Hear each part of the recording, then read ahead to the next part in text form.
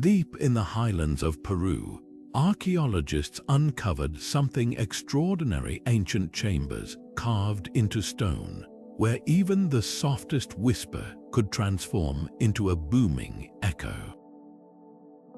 These weren't just architectural marvels, they were tools of transformation, designed to amplify sound in ways that seem almost magical to us today.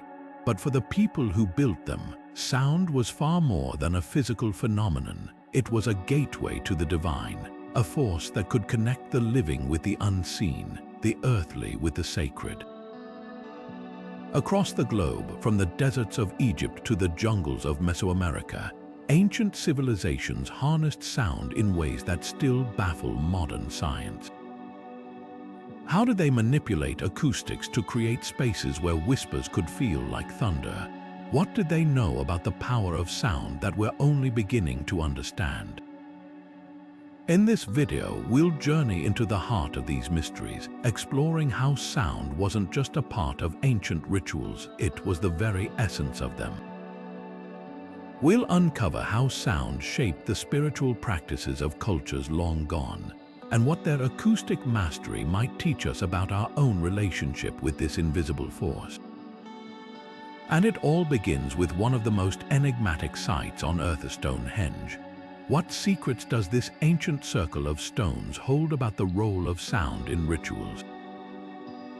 Let's find out. Standing on the windswept plains of Salisbury, Stonehenge rises like a silent sentinel, its massive stones arranged in a circle that has puzzled scholars for centuries.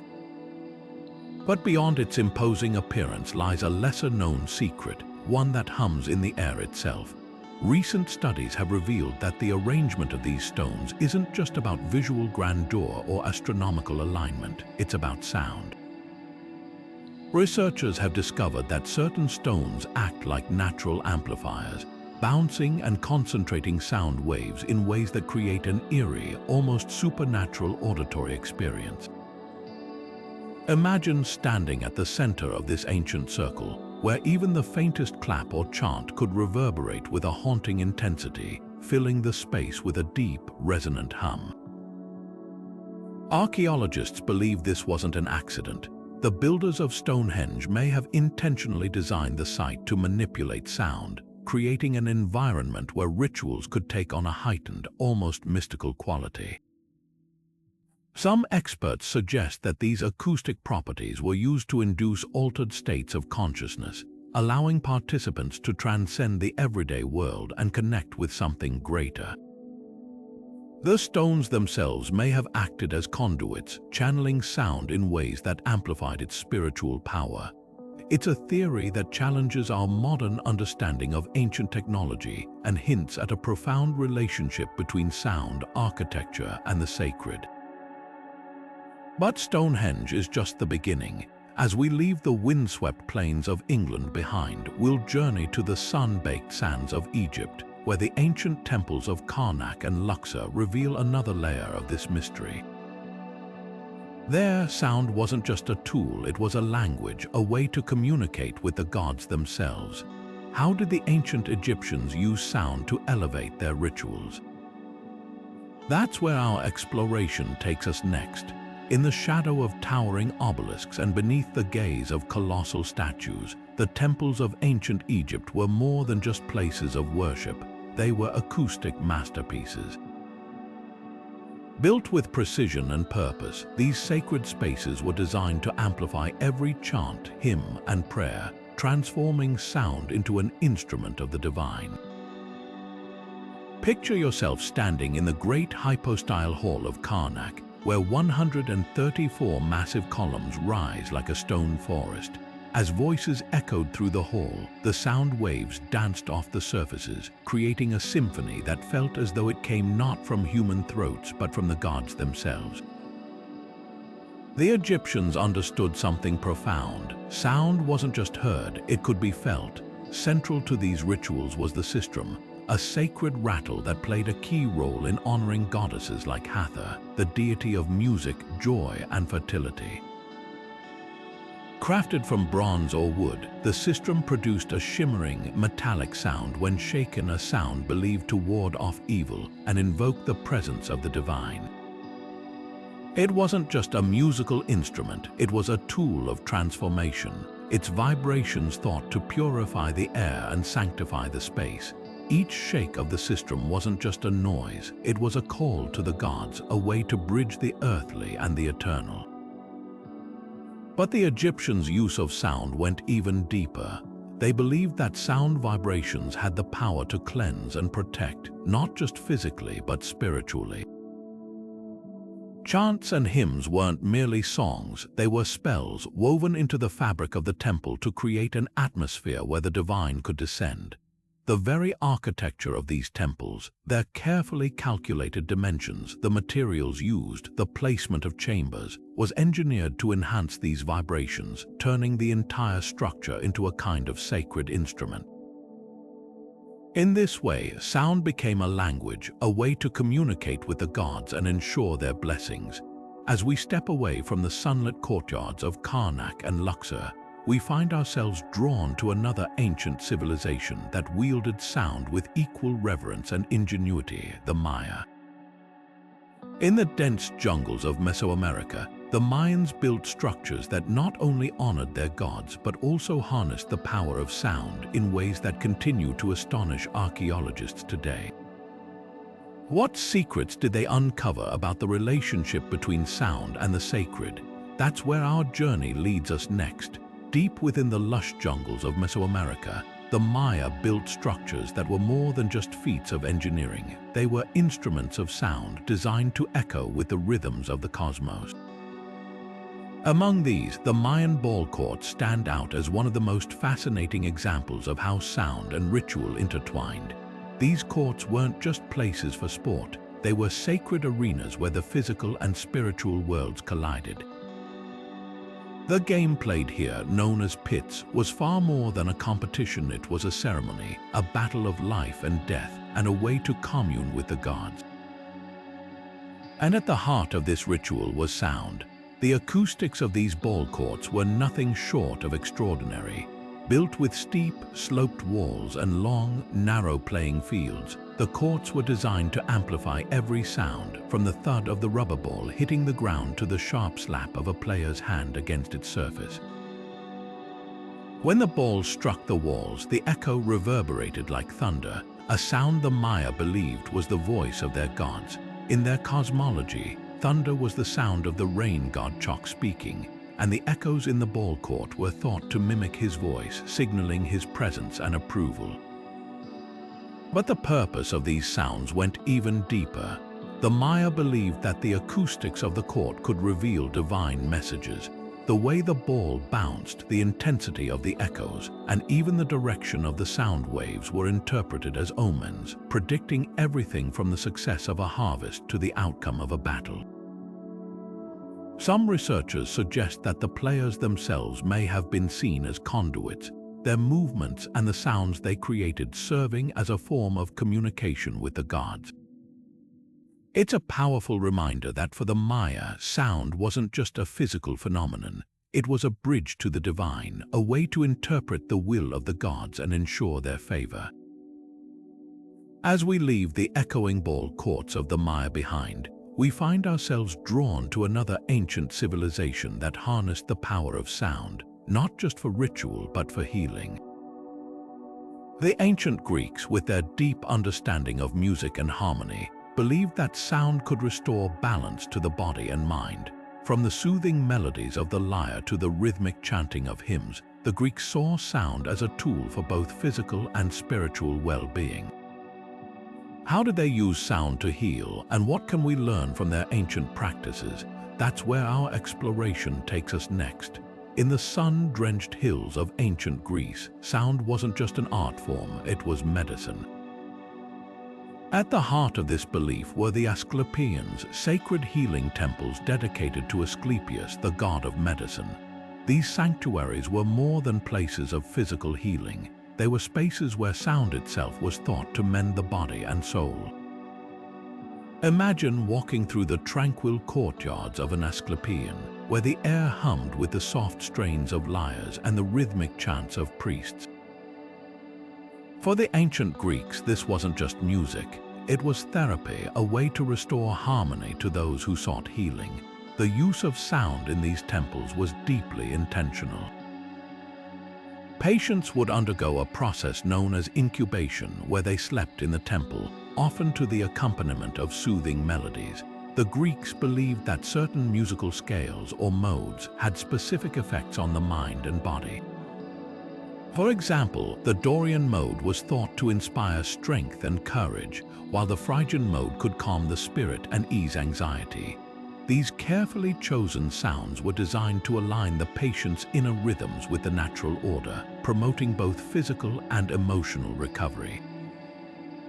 Ancient texts, such as those by the philosopher Pythagoras, describe how sound vibrations could influence the body's equilibrium. Pythagoras himself is said to have used specific musical intervals to treat ailments, believing that harmony in sound could restore harmony in health. This idea of sound as a healing force wasn't just theoretical, it was practical, woven into the daily rituals of the Asclepieions. Patients would leave these sanctuaries not just with their bodies healed, but with their spirits lifted, a testament to the power of sound as a tool for holistic well-being. But the Greeks weren't alone in their understanding of sound's therapeutic potential. Across the globe, from the steppes of Central Asia to the rainforests of the Amazon, shamanic traditions reveal a similar reverence for sound's ability to heal and transform. Shamans have long used drumming, chanting, and singing as tools to enter altered states of consciousness, where they could commune with the spirit world and bring back healing for their communities.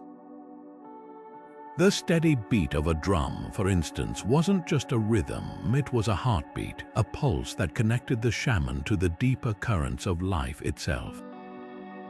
This connection between sound and healing transcends cultures and time, pointing to a universal truth. Sound is more than what we hear. It's a force that can shape our emotions, influence our health, and even alter our perception of reality. Whether in the serene halls of an Asclepieion or the rhythmic gatherings of a shamanic ceremony, sound has always been a bridge, a way to move beyond the limits of the physical world and touch something greater. As we explore these ancient practices, we're reminded that the power of sound isn't confined to the past. Today, modern science is beginning to uncover what these ancient cultures understood intuitively. That sound has the power to heal, to transform, and to connect us in ways we're only starting to comprehend. And as we continue our journey, we'll see how these ancient insights are finding new life in the modern world, offering us a chance to rediscover the profound relationship between sound and the sacred. In the vast, snow-covered expanses of Siberia and the sprawling plains of North America, shamans have long used a tool that seems simple yet holds extraordinary power: the drum. For centuries, these spiritual guides have turned to rhythmic drumming as a way to bridge the gap between the physical world and the unseen realms. The steady, hypnotic beat of the drum isn't just music, it's a vehicle for transformation, a key that unlocks altered states of consciousness. When a shaman begins to drum, the rhythm doesn't just echo through the air, it reverberates through the mind, guiding the shaman into a trance where communication with the spirit world becomes possible. Siberian shamans, for example, use drums made from animal hides stretched over wooden frames. The patterns they play are carefully crafted, often mimicking the heartbeat or the rhythms of nature. This isn't arbitrary. The repetition of these beats has a profound effect on the brain. Modern neuroscience has shown that rhythmic drumming can shift brainwave activity, slowing it down from the fast-paced beta waves of everyday alertness to the slower theta waves associated with deep meditation or dreaming. In this state, the mind becomes more open, more receptive, and more capable of accessing the intuitive and spiritual dimensions of existence. Similarly, Native American traditions emphasize the drum as a sacred instrument. For many tribes, the drum represents the heartbeat of Mother Earth, a connection to the life force that flows through all living things. During ceremonies, the drum's rhythm serves as a guide, leading participants into a shared trance state where they can commune with ancestors, spirits, and the natural world. The sound of the drum isn't just heard, it's felt, a visceral experience that anchors the mind while freeing the spirit. What's remarkable is how universal this practice is. Across cultures and continents, the drum has been a tool for transcendence, a way to step outside the boundaries of ordinary perception and enter a space where the spiritual and physical worlds intersect. It's a testament to the profound connection between sound and consciousness, a connection that modern science is only beginning to understand. But the relationship between sound and the sacred doesn't end with rhythm. Just as the drum's beat can shape the mind, the very geometry of sacred spaces can shape sound, creating environments where vibrations take on new meaning. This brings us to the concept of sacred geometry, the idea that certain shapes and proportions resonate with the fundamental patterns of the universe. From the pyramids of Egypt to the temples of India, ancient architects used these principles to design spaces where sound could transcend the ordinary and become something extraordinary. Imagine standing in a chamber where every surface, every angle is designed to amplify and harmonize sound. The walls aren't just barriers, they're instruments, transforming whispers into chants and chants into anthems. This interplay between geometry and sound isn't accidental, it's deliberate, a way to create spaces where the physical and spiritual worlds meet. As we explore this concept further, we'll uncover how ancient builders used sacred geometry to craft environments where sound wasn't just heard, but experienced as a force of transformation. The ancient world was filled with structures that weren't just built to impress the eye. They were designed to resonate with the soul. Sacred geometry, the art of using specific shapes and proportions believed to hold cosmic significance, played a key role in how civilizations shaped their sacred spaces. From the towering pyramids of Egypt to the intricately designed domes of Byzantine churches, these structures weren't just architectural feats. They were acoustic instruments, carefully crafted to amplify and channel sound energy in ways that modern science is only beginning to understand. Take, for example, the Great Pyramid of Giza. Beyond its imposing size and precise alignment with the stars, the pyramid's internal chambers have fascinated researchers for their acoustic properties. The King's Chamber, with its granite walls and precise dimensions, acts as a natural resonator. When sound is produced within this space, it doesn't just echo, it reverberates, creating a deep, resonant hum that seems to fill the air with an almost tangible energy.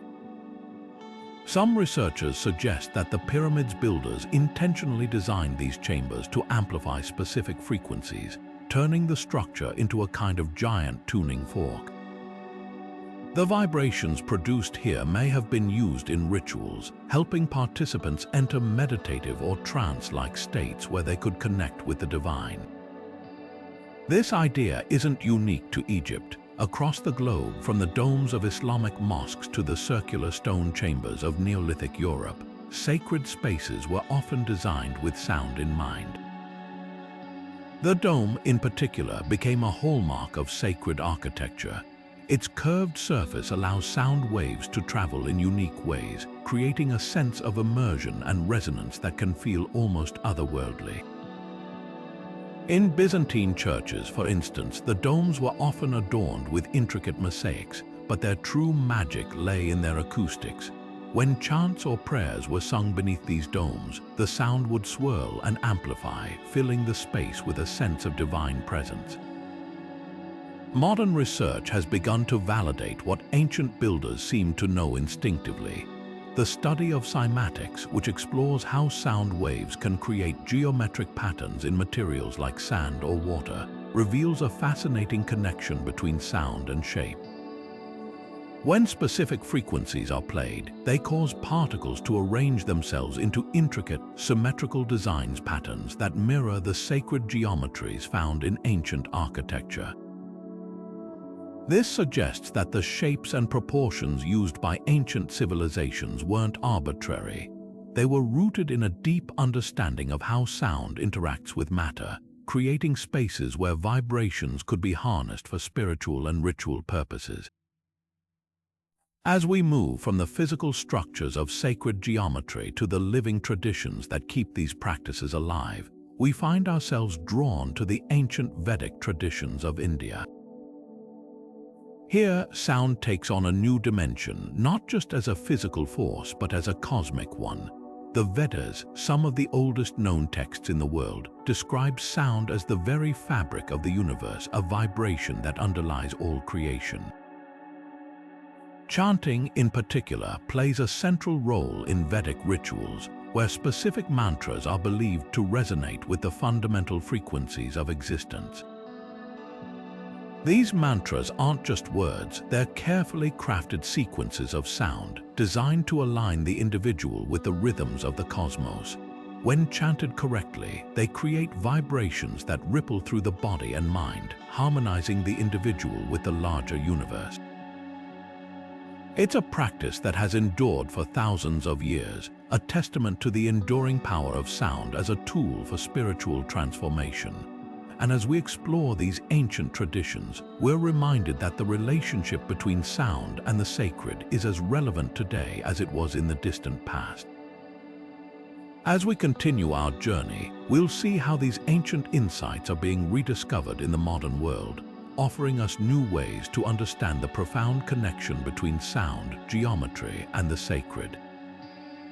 From the resonant chambers of ancient temples to the rhythmic chants of Vedic rituals, sound has always been more than what we hear. It's a force that shapes our world, our minds, and our spirits. In the lush river valleys of ancient India, sound wasn't just a tool, it was considered the very essence of creation. The Vedic priests, custodians of some of the world's oldest spiritual traditions, believed that the universe itself was born from a primordial sound, This sacred syllable, often chanted at the beginning of rituals, was more than a symbol. It was a vibration, a resonance that connected the individual to the cosmos. But the Vedic tradition didn't stop at It gave rise to an entire system of mantras, precise chants designed to invoke deities, manifest spiritual energy, and transform the mind and body of the chanter. These mantras weren't arbitrary collections of words. Each syllable, each tone was carefully chosen for its vibrational quality. When a Vedic priest chanted, they weren't just reciting a prayer, they were tuning into a frequency believed to align with the divine. Take, for example, the Gayatri Mantra, one of the most revered chants in Hinduism. Its rhythmic cadence and specific phonetics are said to awaken the intellect and purify the mind, creating a sense of clarity and inner peace. The mantra's vibrations are thought to resonate with the energy centers of the body, known as chakras, harmonizing them and promoting overall well-being. Modern science has begun to uncover what the Vedic priests understood intuitively. Sound frequencies can have profound effects on the mind and body. Studies in the field of psychoacoustics reveal that certain sound patterns can alter brainwave activity, shifting us into states of relaxation, focus, or even heightened awareness. For instance, binaural beats, a technique where two slightly different frequencies are played in each ear, have been shown to induce states similar to meditation, reducing stress and enhancing mental clarity. While the ancient Vedic priests didn't have access to modern technology, their use of mantras achieved similar effects through the power of vocalized sound. The effects of these chants weren't limited to the individual. In Vedic rituals, groups of priests would chant in unison, their voices blending into a single, resonant vibration. This collective sound was believed to amplify the mantra's power, creating a field of energy that could influence the environment itself. It's a concept that aligns with modern ideas about sound waves and their ability to shape physical matter. The study of cymatics, for example, shows how sound vibrations can create intricate geometric patterns in materials like sand or water. For the Vedic priests, these patterns weren't just scientific curiosities. They were evidence of sound's ability to shape reality. But the use of sound in ancient rituals wasn't confined to India. As we move eastward, we find ourselves in the heart of ancient China, where sound played an equally vital role in spiritual practices. From the bronze bells of Confucian ceremonies to the meditative chants of Taoist monks, the Chinese understood that sound could bridge the gap between the earthly and the divine. How did they harness this power, and what can their practices teach us about the timeless connection between sound and the sacred? That's where our exploration continues. In the heart of ancient China, sound was more than a tool. It was a force of purification, a way to cleanse both physical spaces and spiritual energies. Among the most revered instruments were bells and gongs, whose resonant tones echoed through temples and courtyards, carrying with them a sense of sacred order.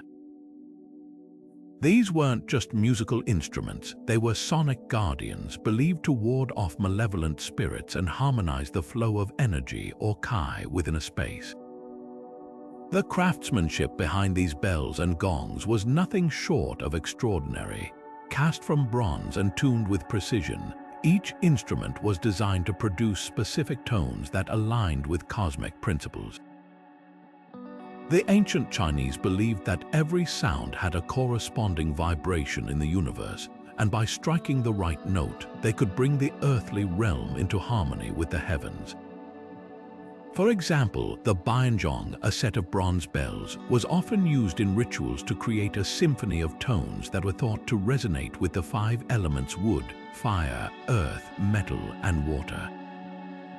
Each bell's pitch was carefully calibrated to balance these elements, ensuring a harmonious flow of energy within the temple. But the power of these instruments went beyond their physical construction.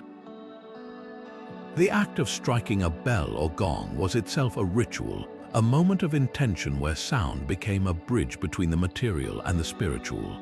When a temple bell rang out, its deep, resonant tone was believed to purify the air, dispelling negative energies and creating a space where the divine could dwell. Similarly, the sharp, shimmering sound of a gong was thought to awaken the mind and spirit, clearing away distractions and opening the way for meditation and prayer. Modern studies have begun to shed light on why these ancient practices felt so transformative.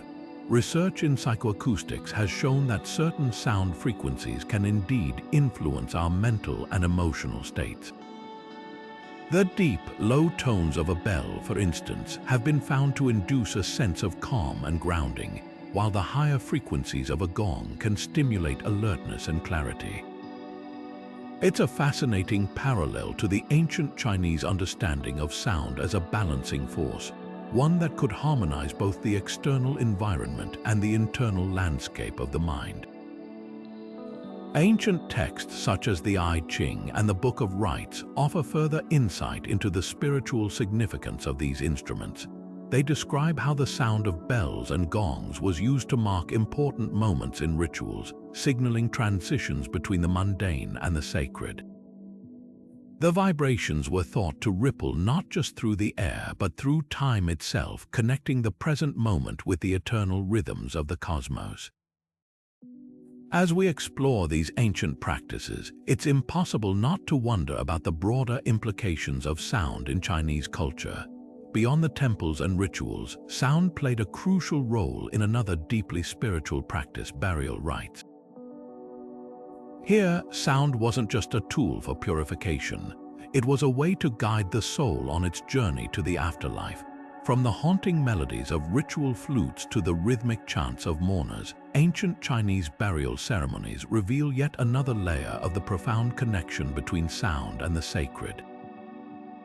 In the quiet stillness of a burial chamber, sound takes on a profound significance not just for the living, but for the journey of the deceased. For ancient cultures like the Egyptians and the Vikings, death was not an end but a transition, and sound became a bridge between worlds, guiding the departed to the afterlife. The rituals surrounding death were steeped in reverence, and the use of lamentations, chants, and musical instruments played a vital role in honoring the dead and comforting those left behind. The ancient Egyptians, with their intricate beliefs about the afterlife, saw sound as a crucial element in ensuring the safe passage of the soul. During funerary ceremonies, mourners would chant hymns and prayers, their voices rising in unison to invoke the protection of the gods. Instruments like the sistrum, with its shimmering metallic tones, were often used to accompany these chants, their vibrations believed to purify the space and ward off malevolent spirits. The sound of lamentations' deep, mournful cries was thought to echo the sorrow of the gods themselves, creating a sacred atmosphere where the living could connect with the divine on behalf of the deceased. For the Egyptians, the journey to the afterlife was fraught with challenges, and sound played a key role in navigating this perilous path. The Book of the Dead, a collection of spells and incantations, was often recited aloud during burial rituals. These spoken words were more than just instructions. They were vibrations believed to carry the power to protect the soul and ensure its safe passage through the underworld. The rhythmic cadence of these recitations created a kind of sonic shield, guarding the deceased against the trials they would face. It was a practice that underscored the belief that sound wasn't just heard, it was a force that could shape reality itself. Across the seas, in the rugged lands of the Norse, the Vikings held a similar reverence for the power of sound in death rituals.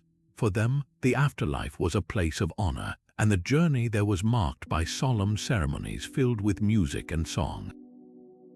Lamentations, often sung by women known as Kvidur, were a central part of these rituals.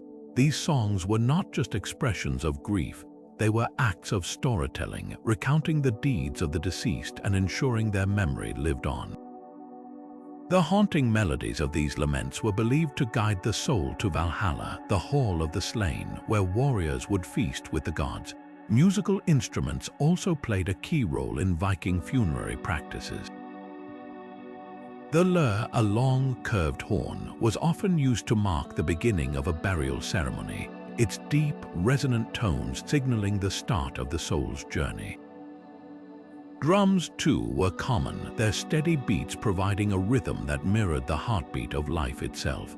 These sounds were not just for the dead, they were for the living, offering comfort and a sense of connection in the face of loss. The Vikings believed that sound could bridge the gap between the earthly and the eternal, creating a space where the living and the dead could commune. These ancient practices reveal a universal truth. Sound has always been a way to honor the departed and provide solace to the living. Whether through the mournful cries of lamentations, the sacred chants of priests, or the resonant tones of instruments, sound has the power to transcend the boundaries of life and death. But the role of sound in ancient cultures didn't end with rituals of mourning. In the chaos of battle, sound took on an entirely different purpose, one that shaped the strategies and outcomes of warfare. As we shift our focus from the solemnity of burial rites to the clamor of the battlefield, we'll explore how ancient warriors used sound as a weapon, a tool to instill fear, rally troops, and even communicate across vast distances. The roar of war drums, the blare of trumpets, and the clash of weapons weren't just noise, they were instruments of power, shaping the course of history in ways that still echo today. On the battlefield, sound wasn't just a byproduct of conflict, it was a weapon, a tool wielded with precision to strike fear into the hearts of enemies and turn the tide of war. From the eerie wails of the Celtic carnix to the bone-chilling screech of the Aztec death whistle, ancient warriors understood that sound could be as powerful as any sword or spear. These instruments weren't just noisemakers, they were psychological tools designed to disrupt, disorient, and dominate. Take the Celtic carnix, for example, a towering, serpent-like horn that rose high above the heads of its players. When blown, it produced a haunting, otherworldly sound, like the roar of a beast or the cry of a spirit. For the Celts, this wasn't just a call to battle. It was a way to unsettle their opponents, creating an atmosphere of dread before the first blow was even struck. Imagine standing across the field, hearing that unearthly wail echo through the air, knowing that warriors were charging toward you, unseen but heard. The Carnix wasn't just an instrument, it was a weapon of fear. Equally terrifying was the Aztec death whistle, a small, unassuming object that produced a sound so chilling it's been likened to the scream of a dying person or the wail of a restless spirit. When Aztec warriors blew these whistles in unison, the effect was paralyzing. The sound was designed to mimic the cries of the dead, striking terror into the hearts of enemies who believed they were being attacked by supernatural forces. In the chaos of battle, where fear could be as deadly as any blade, these whistles were a psychological masterstroke, turning the tide of conflict without a single physical strike. But sound's role in warfare wasn't limited to intimidation. It was also a tool of communication and coordination. Ancient armies used drums, trumpets, and horns to relay commands across vast distances, ensuring that troops could move in unison even in the chaos of combat. The Roman army, for instance, relied heavily on the cornu, a large, curved horn that could project sound over great distances. Its deep, resonant tones signaled everything from the start of an advance to the call for retreat, cutting through the noise of battle and keeping the ranks organized. One of the most dramatic examples of sound's impact on warfare comes from the Battle of Jericho, described in the Bible. According to the story, the Israelites encircled the city for 7 days, blowing trumpets and shouting until the walls of Jericho collapsed. While historians debate the literal accuracy of this account, the narrative underscores a powerful truth. Sound has long been seen as a force capable of breaking barriers, both physical and psychological. As we move from the battlefield to the stars, we find that sound's influence extended even beyond the earthly realm. Ancient cultures didn't just use sound to wage war, they used it to understand the cosmos. From the rhythmic chants of Babylonian astronomers to the harmonic principles of Pythagoras, sound became a key to unlocking the mysteries of the heavens. How did ancient civilizations use sound to explore the universe? That's where our journey takes us next. Among the towering ziggurats of Babylon and the star-aligned temples of the Maya, sound wasn't just an earthly phenomenon. It was a cosmic language, a way to map the heavens and track the movements of the stars. For these ancient civilizations, the celestial and the auditory were deeply intertwined, with sound serving as a bridge between the rhythms of the sky and the rituals of the earth. The Babylonians, for instance, were master astronomers, meticulously recording the positions of planets and stars. But their observations weren't just visual. They believed that the movements of celestial bodies created a kind of harmony, a music of the spheres that echoed through the cosmos. This idea wasn't unique to Babylon. The Maya, too, saw a profound connection between sound and the stars. Their intricate calendar systems and astronomical observations were often accompanied by rituals involving music and chanting. These weren't arbitrary practices. They were rooted in the belief that sound could align the earthly with the celestial. For the Maya, the cosmos was alive with vibrations, and by creating sounds that mirrored these rhythms, they could attune themselves to the larger patterns of the universe. The concept of the music of the spheres finds its roots in ancient Greek philosophy, particularly in the work of Pythagoras. He proposed that the planets and stars moved in perfect mathematical ratios, creating a celestial harmony that, while inaudible to human ears, resonated throughout existence. This cosmic symphony was thought to be reflected in musical scales, with each planet corresponding to a specific note. For example, Saturn was associated with a deep, resonant tone, while Mercury produced a higher, more ethereal pitch. These connections weren't just poetic, they were seen as fundamental truths, a way to understand the underlying order of the cosmos. Modern interpretations of these ancient ideas have revealed intriguing parallels. The study of orbital resonances, for instance, shows how celestial bodies influence one another through gravitational interactions, creating patterns that echo the harmonies described by Pythagoras. While we may not hear these cosmic sounds, the mathematical relationships they create are undeniable, offering a glimpse into the ancient belief that the universe itself is a vast, vibrating instrument. Ancient texts such as the Babylonian Enuma Anu Enlil and the Mayan Dresden Codex provide further insight into how these cultures used sound to interpret the heavens. The Babylonians relied on the rhythmic patterns of their hymns to predict eclipses and planetary alignments, while the Maya incorporated musical scales into their temple designs, creating spaces where sound could amplify their connection to the stars. These practices highlight a universal truth. Sound has always been a way to make sense of the cosmos, a tool to bring the distant and mysterious within reach. But the role of sound in ancient cultures didn't end with astronomy. It also played a central role in one of the most transformative experiences of human life: initiation rites. From the secretive rituals of the Eleusinian mysteries to the shamanic ceremonies of the Amazon, sound was a key element in guiding individuals through profound spiritual transitions. How did ancient cultures use sound to shape these pivotal moments, and what can their practices teach us about the power of auditory transformation? That's where our exploration leads us next. In the shadowed groves of ancient Greece, where whispers of the divine seemed to linger in the air, the Eleusinian mysteries stood as one of the most sacred and secretive rites of passage in the ancient world. For over 1,000 years, initiates gathered to undergo a transformative journey, one that would forever alter their understanding of life, death, and the mysteries beyond.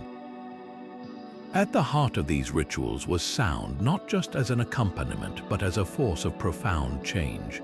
The chants, hymns, and rhythmic drumming that filled the night were more than music. They were tools of transformation, designed to guide initiates through the liminal space between the known and the unknowable. The Eleusinian mysteries were shrouded in secrecy, with initiates sworn to silence about what they experienced. Yet, historical accounts and archaeological clues suggest that sound played a central role. As night fell, initiates would gather in the Telesterion, a vast hall where darkness enveloped them, heightening their senses. The air would soon fill with the haunting strains of Olo's flutes, the rhythmic beat of drums, and the resonant chants of priests. These sounds weren't random, they were carefully orchestrated to induce altered states of consciousness. The vibrations of the music, combined with the ritualistic atmosphere, were believed to open the mind to visions and revelations, allowing initiates to confront the mysteries of life and death head-on. For the Greeks, this wasn't just a spiritual experience, it was a psychological one. The use of sound in these rites was a way to strip away the layers of the everyday self, revealing a deeper, more primal awareness.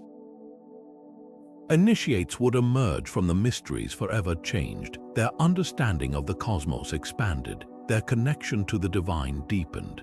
It was a process that relied on sound as much as sight, on vibration as much as vision. This use of sound in initiation rites wasn't unique to Greece. Across the African continent, tribal cultures have long used sound to mark pivotal moments in an individual's life. Among the Xhosa people of South Africa, for example, the Ulwaluko ceremony marks the transition from boyhood to manhood.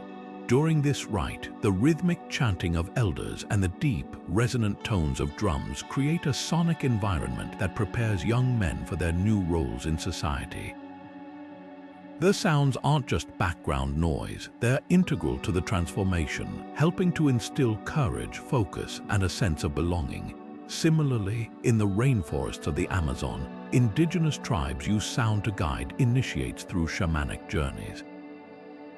The steady beat of drums, the rustle of rattles, and the ethereal tones of flutes are believed to open portals to the spirit world, allowing the initiate to commune with ancestral spirits and gain wisdom.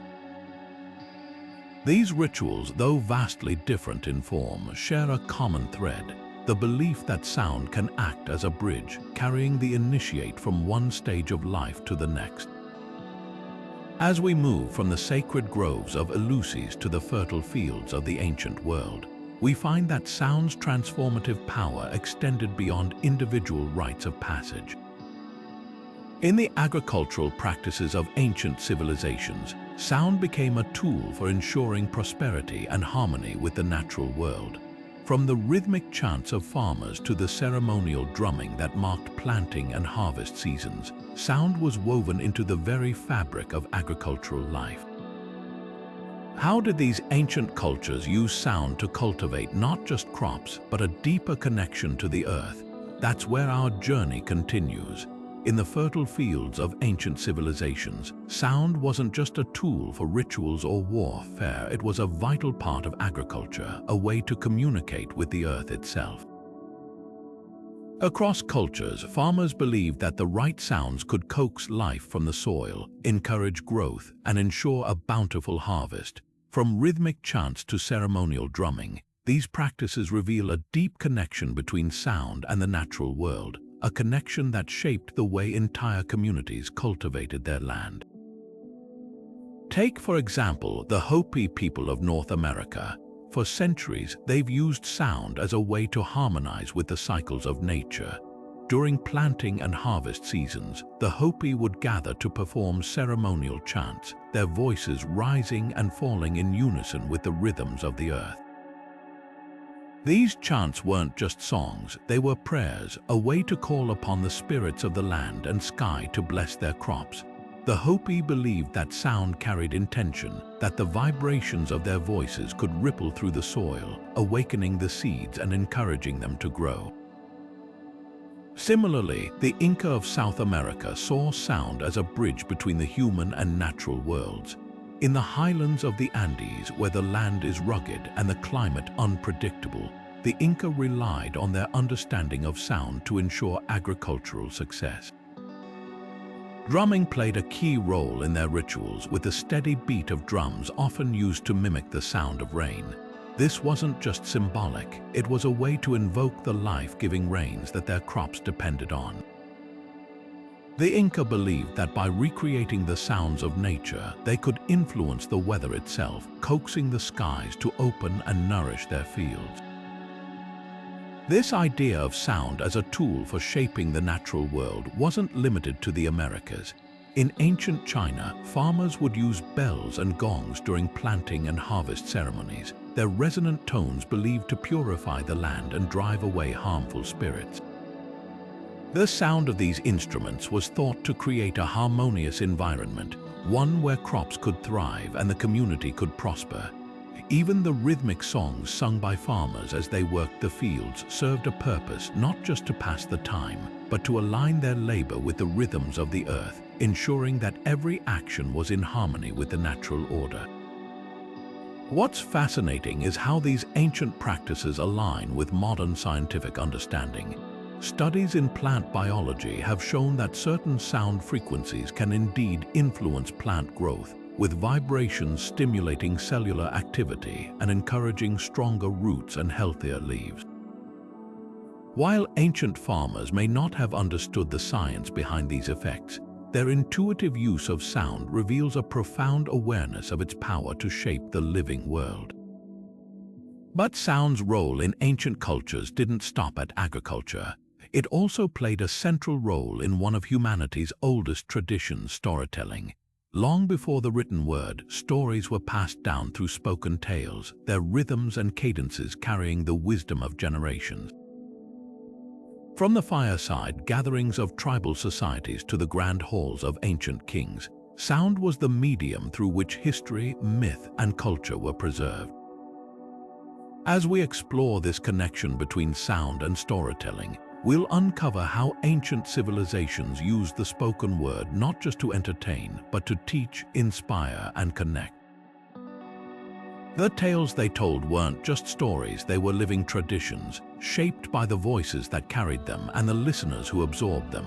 And in this interplay between speaker and audience, sound became more than a tool. It became a thread that wove communities together, linking the past to the present and the present to the future.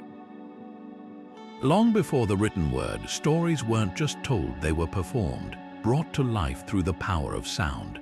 In the flickering light of a fire or the hushed stillness of a gathering, ancient storytellers used their voices to weave tales that captivated, educated, and connected entire communities.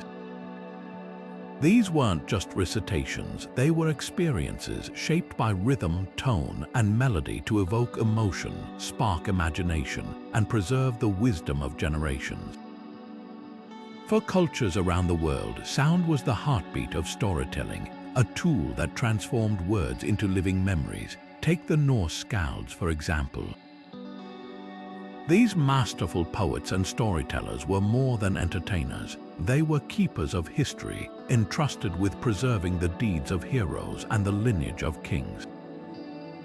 When a skald stood before an audience, their voice became an instrument, rising and falling in cadences that mirrored the ebb and flow of the sagas they told.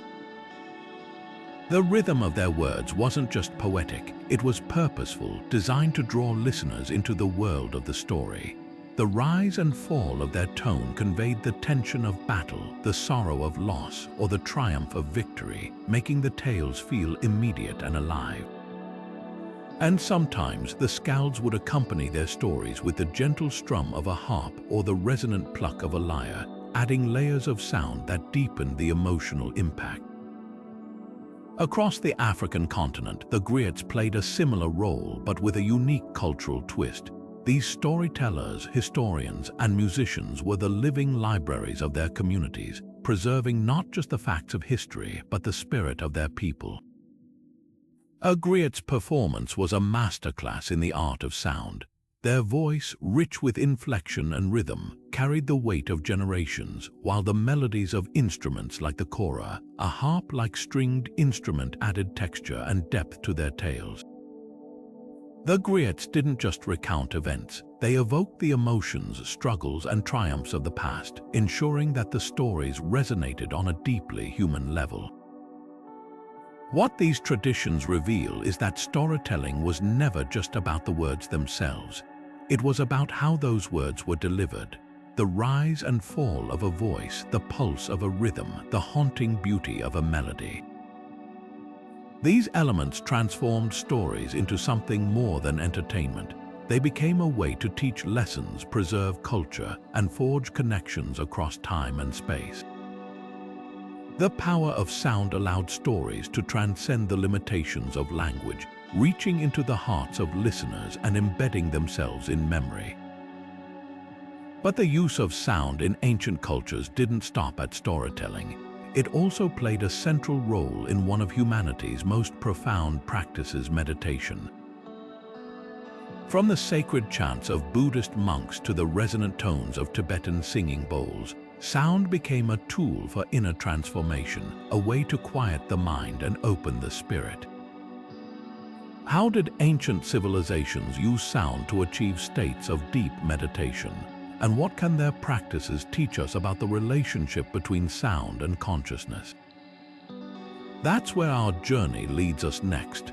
In the serene monasteries of Tibet and the quiet meditation halls of ancient India, sound became a gateway to inner peace and profound awareness. For centuries, meditators have turned to sound as a tool to quiet the mind, harmonize the body, and connect with something greater than themselves.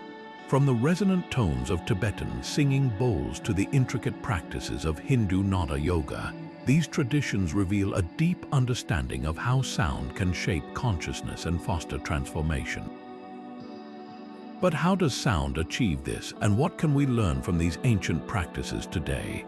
Tibetan singing bowls are perhaps one of the most iconic examples of sound's role in meditation. Crafted from a blend of metals, these bowls produce rich, harmonic tones when struck or rubbed with a mallet.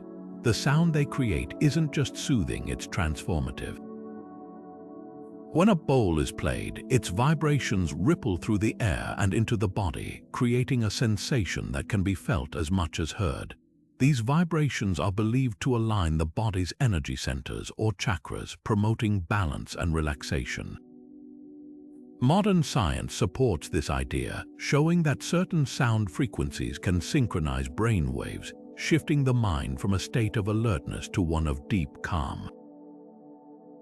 The steady, resonant tones of singing bowls are particularly effective at inducing theta brainwaves, the state associated with meditation, creativity, and deep relaxation. In India, the practice of Nada Yoga takes this concept even further. Rooted in the belief that sound is the very essence of creation, Nada Yoga uses carefully chosen tones and chants to guide practitioners into meditative states. The Sanskrit word nada means sound or vibration, and in this tradition, sound is seen as a direct pathway to the divine. Practitioners focus on internal sounds, such as the subtle hum of their own breath or the pulse of their heartbeat, as well as external sounds like mantras or musical instruments. By attuning themselves to these vibrations, they aim to transcend the physical world and experience a state of unity with the cosmos.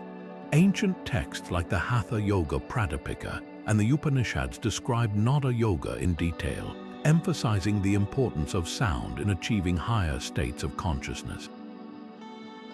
For example, the Nada Bindu Upanishad explains how the practice of listening to internal sounds can lead to the dissolution of the ego and the realization of the self's true nature. It's a practice that requires patience and focus, but for those who master it, the rewards are profound. Modern practitioners of Nada Yoga often describe feeling a deep sense of connection and clarity, as though the boundaries between themselves and the universe have dissolved. The science behind these practices is equally fascinating. Studies in the field of psychoacoustics reveal that sound can have a powerful effect on the brain, influencing everything from mood to cognitive function. For instance, binaural beats, a technique where two slightly different frequencies are played in each ear, have been shown to entrain brain waves, guiding the mind into states of relaxation or heightened awareness. This phenomenon, known as brainwave entrainment, mirrors the effects of ancient sound meditation practices, offering a modern explanation for why these traditions have endured for millennia. But the use of sound in ancient cultures wasn't limited to meditation. It also played a key role in divination, the practice of seeking knowledge of the future or the unknown through spiritual means. From the rhythmic chants of oracles to the clinking of bones in sacred rituals, sound became a way to interpret the will of the gods and uncover hidden truths. How did ancient civilizations use sound to peer into the unknown, and what can their practices teach us about the mysteries of the unseen? That's where our journey leads us next. In the ancient world, sound wasn't just a way to communicate or celebrate. It was a language of the unseen, a tool for divining the future and interpreting the will of the gods. From the rustling of leaves in sacred groves to the resonant tolling of temple bells, certain sounds were believed to carry messages from the divine, offering glimpses into what lay ahead. For many cultures, these auditory omens were not random noises but sacred signals, imbued with meaning and purpose. The Romans, for instance, placed great importance on interpreting natural sounds as signs from the gods. They practiced a form of divination known as augury, where priests called augurs would listen for specific sounds in the environment. The rustling of leaves in a sacred grove, the cry of a bird, or even the distant rumble of thunder could be seen as messages from the divine. These sounds weren't just observed, they were analyzed, with each nuance, pitch, rhythm, direction carrying its own significance. For example, the way a bird's call echoed through a temple courtyard might indicate whether a proposed action would bring favor or disaster.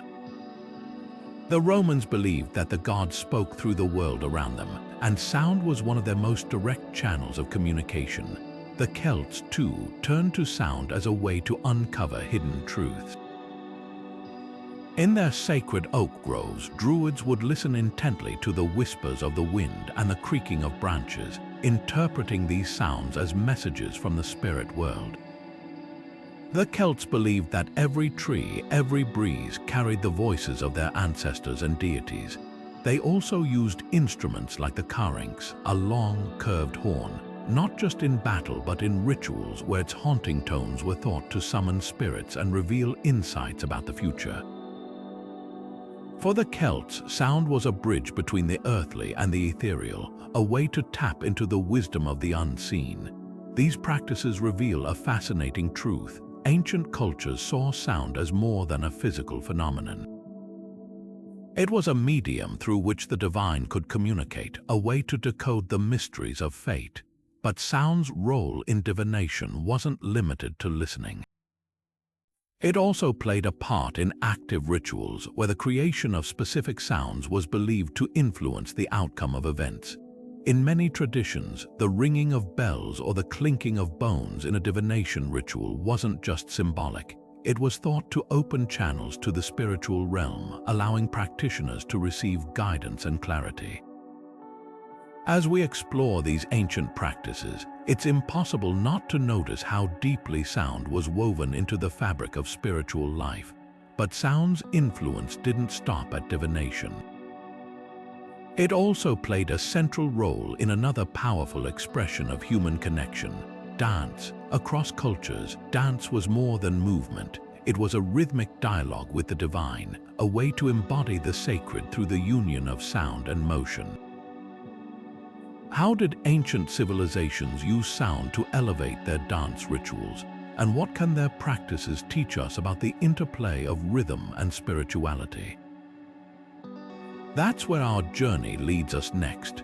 In the heart of ancient rituals, where the boundaries between the physical and spiritual worlds blurred, dance and sound came together in a symphony of movement and vibration. For many cultures, dance wasn't just an art form, it was a sacred act, a way to embody the divine and channel cosmic energy. And at the center of these rituals was sound, the pulse that guided every step, every twirl, every leap. Whether it was the hypnotic spinning of the Sufi whirling dervishes or the ecstatic frenzy of the Dionysian cults, dance and sound were inseparable, creating experiences that transcended the ordinary and touched the extraordinary. Take the whirling dervishes of Sufism, for example. This mystical tradition, rooted in the teachings of the poet Rumi, uses dance as a form of devotion, a way to connect with the divine through movement. As the dervishes spin in their flowing white robes, they enter a state of trance, their bodies moving in perfect harmony with the rhythmic chanting and music that accompanies them. The repetitive, circular motion isn't just physical, it's symbolic, representing the orbits of the planets and the cycles of creation. The sound of the ney, a haunting reed flute, and the steady beat of the drum guide the dancers, their vibrations resonating through the air and into the dancers' bodies. Together, sound and movement create a powerful spiritual experience, one that dissolves the self and merges it with the infinite. Similarly, the Dionysian cults of ancient Greece used dance and sound to achieve states of ecstasy and connection with the divine. Dionysus, the god of wine, fertility, and ritual madness, was celebrated through wild, unrestrained dances accompanied by the pounding of drums and the shrill notes of flutes. These rituals, often held under the cover of night, were designed to break down the barriers of the rational mind, allowing participants to experience a direct connection with the god. The rhythmic movements and pulsating music created a collective energy, a shared trance that united the dancers in a single, transcendent purpose. Ancient texts describe these rituals as transformative, with participants emerging from them forever changed, their spirits awakened, and their sense of self dissolved. What's striking about these traditions is how they reveal the universal power of sound and movement to alter consciousness. Modern studies in neuroscience have shown that rhythmic movement, especially when combined with sound, can synchronize brain waves, creating states of heightened awareness and emotional release. The repetitive motions of dance, guided by the steady beat of music, can induce a kind of trance state similar to what ancient practitioners described. It's a fascinating parallel, one that underscores the timeless connection between sound, movement, and spiritual experience. But the interplay of sound and ritual didn't stop at dance. It extended into the very spaces where these rituals took place: the temples, shrines, and sacred sites designed to amplify and enhance the power of sound. Ancient architects understood that the spaces they built weren't just containers for rituals. They were instruments carefully designed to shape and amplify the vibrations of sound. From the echoing halls of Egyptian temples to the resonant chambers of Mayan pyramids, these structures were more than stone and mortar. They were acoustic masterpieces designed to elevate the spiritual experience. As we turn our attention to these ancient architectural wonders, we'll explore how sound and space came together to create environments where the sacred could be felt as much as heard. How did ancient builders use geometry, materials, and design to shape sound, turning their structures into instruments of the divine? That's where our journey leads us next. Step inside the grand theaters of ancient Rome, and you'll find more than just impressive architecture. You'll discover spaces where sound itself was sculpted into an art form. Take the Whispering Galleries, for example. These curved walls, often found in Roman theaters and temples, were designed with such precision that even the softest whisper could travel effortlessly from one side to the other. Imagine standing at one end of a gallery, speaking in a voice so quiet it's nearly inaudible, yet your words are carried perfectly to someone standing dozens of feet away. This wasn't just a neat trick, it was a testament to the Romans' mastery of acoustics, creating spaces where sound could defy distance and connect people in ways that felt almost magical. The science behind these whispering galleries lies in their geometry. The curved surfaces act like a funnel, reflecting sound waves along a specific path rather than letting them scatter. This phenomenon, known as the Whispering Gallery effect, is a marvel of physics, one that ancient builders harnessed without the tools or knowledge we have today. But these galleries weren't just about technical achievement.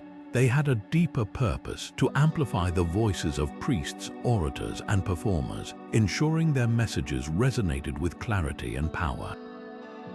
In a world without microphones, these architectural feats turned sound into a tool of connection, bridging the gap between speaker and audience. Across the Atlantic, the Maya took acoustic design to another level with their pyramids and ball courts. The Mayans built their structures not just to impress the eye, but to manipulate sound in ways that served their spiritual practices. One of the most striking examples is the Great Ball Court at Chichen Itza. Here, the steep walls and precise dimensions create an acoustic environment where even the softest sound, like the clap of hands or the bounce of a rubber ball, can produce a series of echoes that mimic the call of the sacred Quetzal bird. For the Maya, this wasn't just a coincidence. It was a deliberate design choice, one that linked their rituals to the natural world and the divine. The Mayans also built echo chambers into their pyramids, spaces where sound waves could bounce and reverberate in ways that felt otherworldly. These chambers weren't just for show. They were integral to rituals, creating an auditory experience that amplified the spiritual significance of the ceremonies. The deep, resonant tones produced in these spaces were believed to invoke the presence of the gods, turning sound into a bridge between the earthly and the divine. But the Maya and Romans weren't alone in their acoustic ingenuity. In India, the stepwells of Rajasthan, such as the Chand Bayori, feature intricate staircases that descend deep into the earth. These wells, while primarily used for water storage, were also designed to amplify sound. The geometric arrangement of the steps creates a natural echo, turning the space into an acoustic marvel. When a song or chant is performed at the bottom of the well, the sound rises and reverberates, filling the space with a haunting, immersive quality. These examples reveal a universal truth. Ancient architects understood that sound wasn't just something to be heard, it was something to be felt, experienced, and harnessed. They designed their structures not just for visual grandeur, but to create environments where sound could enhance rituals, connect communities, and elevate the human experience. As we move from the architectural wonders of the past to the healing practices of ancient civilizations, we'll see how sound played a role not just in connecting people to the divine, but in restoring balance to the body and mind. From the resonant tones of Tibetan singing bowls to the rhythmic chants of Greek healing temples, sound was a tool for transformation, one that continues to resonate in modern practices today. For centuries, sound has been more than just a medium for communication or entertainment. It was a form of medicine, a tool for healing the body and calming the mind. Ancient civilizations believed that sound had the power to restore balance, to realign the rhythms of the body with the harmony of the cosmos. From the resonant tones of Tibetan singing bowls to the sacred chants of Greek healers, sound was seen as a force capable of mending both physical and spiritual wounds. The Tibetan singing bowl, for instance, is a perfect example of sound as medicine. Crafted from a blend of metals, these bowls produce rich, harmonic tones when struck or rubbed with a mallet. The vibrations they create aren't just soothing, they're transformative. When a bowl is played, its sound waves ripple through the air and into the body, creating a sensation that can be felt as much as heard. In Tibetan medicine, these vibrations are believed to align the body's energy centers or chakras, promoting balance and relaxation. Modern science supports this idea, showing that certain sound frequencies can synchronize brain waves, shifting the mind from a state of alertness to one of deep calm. The steady, resonant tones of singing bowls are particularly effective at inducing theta brainwaves, the state associated with meditation, creativity, and deep relaxation. Similarly, in ancient Greece, sound played a key role in healing practices. The Greeks believed that music and chanting could harmonize the body and mind, restoring health and vitality. At the heart of this belief were the Asclepieions, sacred healing temples dedicated to Asclepius, the god of medicine. Here, patients would undergo a process known as incubation, where they slept in the temple, often to the accompaniment of soothing melodies. The Greeks believed that certain musical scales or modes had specific effects on the mind and body. For example, the Dorian mode was thought to inspire strength and courage, while the Phrygian mode could calm the spirit and ease anxiety. These carefully chosen sounds were designed to align the patient's inner rhythms with the natural order, promoting both physical and emotional recovery. Ancient texts such as the Hippocratic Corpus provide further insight into how sound was used as a healing tool. These writings describe how music and chanting were prescribed to treat ailments ranging from insomnia to melancholy. The Greeks understood that sound wasn't just a physical phenomenon, it was a force that could shape emotions, influence health, and even alter perception. This belief wasn't confined to Greece. Across the globe, from the steppes of Central Asia to the rainforests of the Amazon, shamanic traditions reveal a similar reverence for sound's ability to heal and transform. Modern studies in psychoacoustics have begun to validate these ancient practices. Research shows that sound frequencies can influence everything from heart rate to brainwave activity, offering a scientific explanation for why these traditions have endured for millennia. For example, binaural beats, a technique where two slightly different frequencies are played in each ear, have been shown to entrain brainwaves, guiding the mind into states of relaxation or heightened awareness. This phenomenon mirrors the effects of ancient sound healing practices, offering a modern explanation for their enduring power. As we explore these ancient healing rituals, it's impossible not to notice how deeply sound was woven into the fabric of daily life. But sound's role didn't stop at healing. It also played a central role in one of humanity's most joyful expressions of community festivals. From the rhythmic drumming of harvest celebrations to the ecstatic chants of spiritual gatherings, sound brought people together, creating moments of connection and celebration that transcended the ordinary. How did ancient cultures use sound to elevate their festivals, and what can their practices teach us about the power of auditory joy? That's where our journey leads us next. In the vibrant heart of ancient festivals, where the air buzzed with energy and the rhythms of life seemed to quicken, sound was the thread that wove communities together and lifted spirits toward the divine. From the thunderous drumming of African harvest celebrations to the haunting melodies of Greek Dionysian rites, these gatherings weren't just about music, they were about connection, transformation, and the shared experience of something greater than oneself. Take, for instance, the harvest festivals of West Africa. Here, the drum was more than an instrument, it was the pulse of the community. As the first fruits of the season were gathered, the rhythmic pounding of drums would echo through villages, summoning everyone to join the celebration. These drums weren't played randomly. Their rhythms carried meaning, telling stories of the ancestors, invoking the blessings of the earth, and celebrating the cycles of life. The sound of the drums created a collective heartbeat, uniting people in a shared experience that transcended individual differences. It was a reminder that they were part of something larger, a community bound together by the land and the rhythms of the seasons. Across the Mediterranean, the Dionysian festivals of ancient Greece brought a different kind of energy. Dedicated to Dionysus, the god of wine, fertility, and ecstasy, these celebrations were a riot of sound and movement.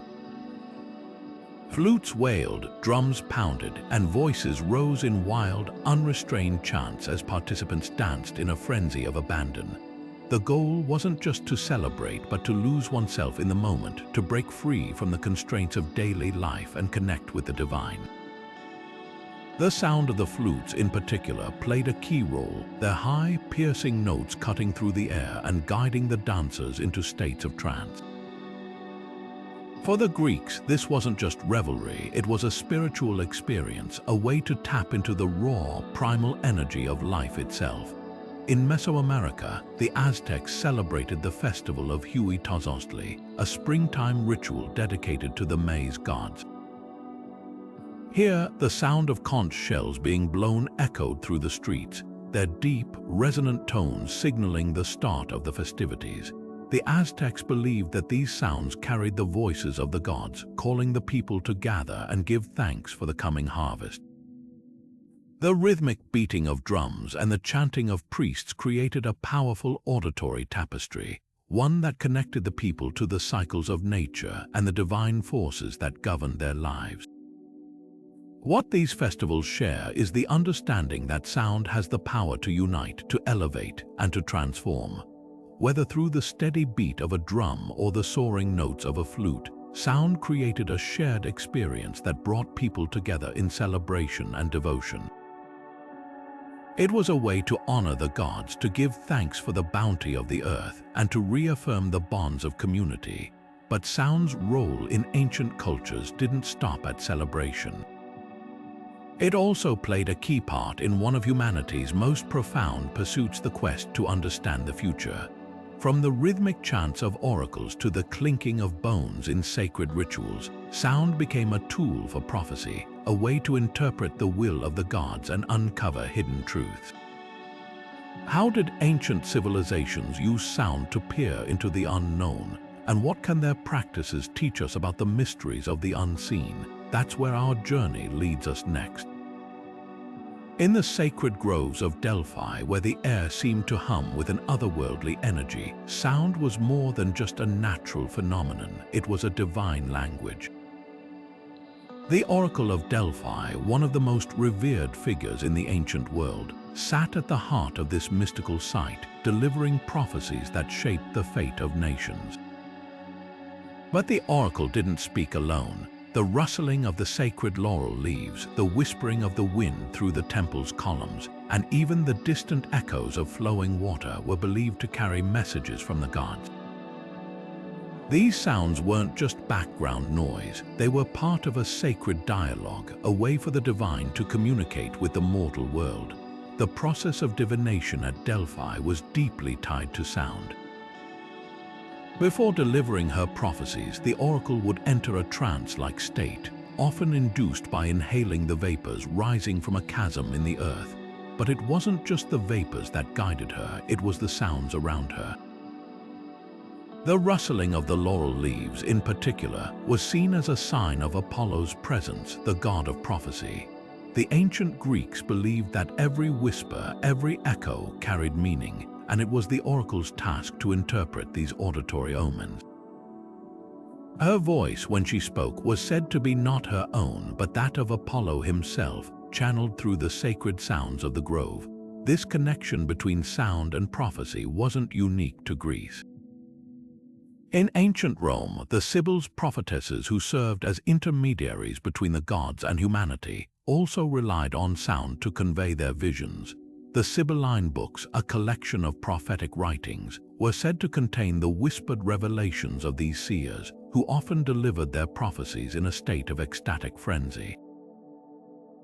The rustling of sacred scrolls, the crackling of fire, and the rhythmic chanting of the Sibyls were all part of the ritual, creating an atmosphere where the divine could speak through sound. Across the globe, in the highlands of Tibet, sound played a similar role in divination. Tibetan oracles, known as Quten, would enter trance states accompanied by the rhythmic beating of drums and the chanting of monks.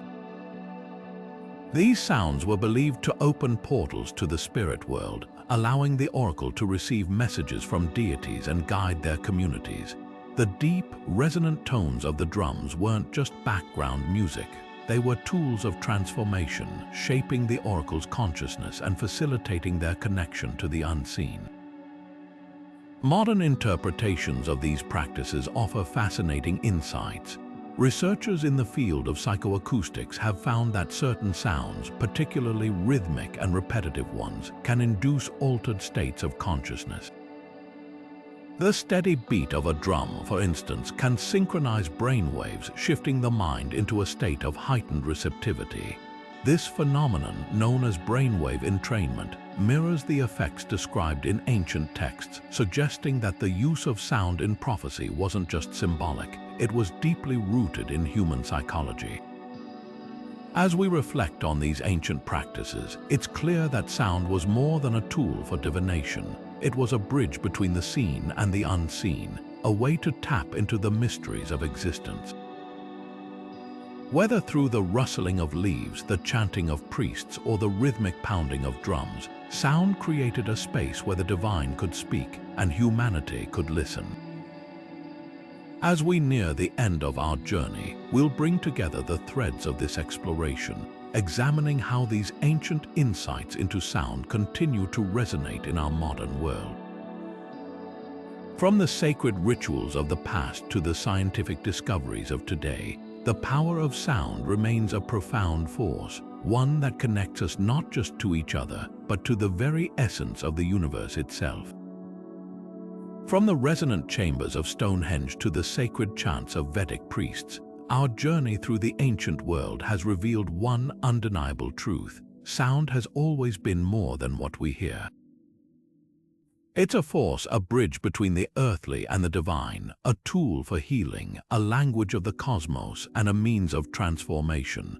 Across civilizations and centuries, sound has shaped rituals, guided communities, and connected humanity to something greater than itself.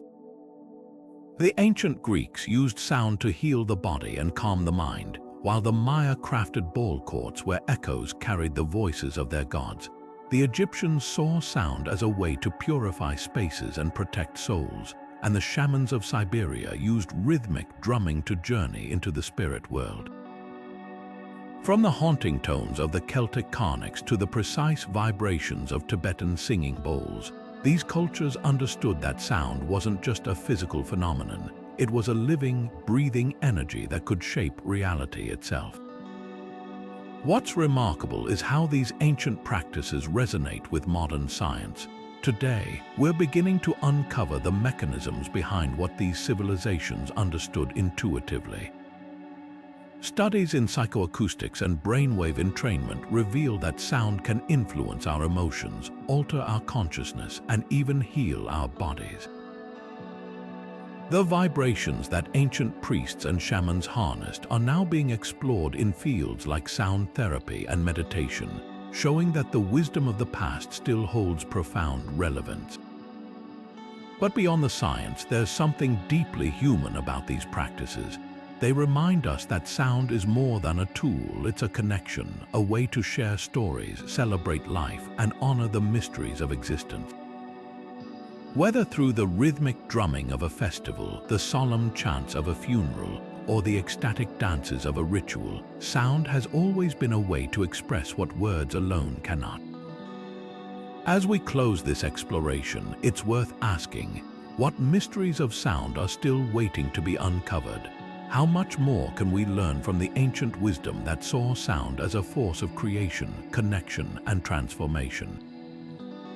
The echoes of the past continue to reverberate in our modern world, inviting us to listen more deeply, to explore more boldly, and to connect more meaningfully.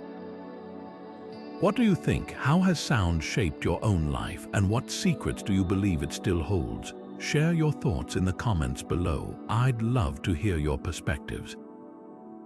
And if you enjoyed this journey into the mysteries of ancient sound, don't forget to subscribe and join me as we uncover more fascinating stories from the past.